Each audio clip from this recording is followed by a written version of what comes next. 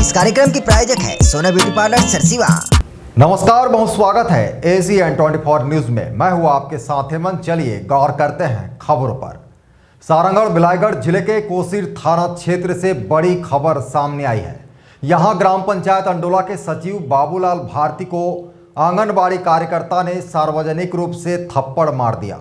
यह पूरा मामला कैमरे में कैद हो गया और अब सोशल मीडिया में वीडियो तेजी से वायरल हो रहा है।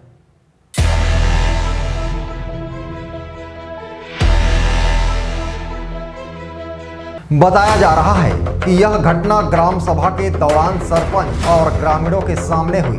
वीडियो में स्पष्ट रूप से देखा जा सकता है कि आंगनबाड़ी कार्यकर्ता ने सचिव को थप्पड़ जड़ दिया। इतना ही नहीं, कार्यकर्ता के पति और गांव के ही एक युवक ने सचिव को धक्का मुक्की भी की। सचिव बाबूलाल भारती कई ग्राम पंचायतों में सेवा दे चुके हैं, लेकिन इस तरह की घटना पहली बार सामने आई है।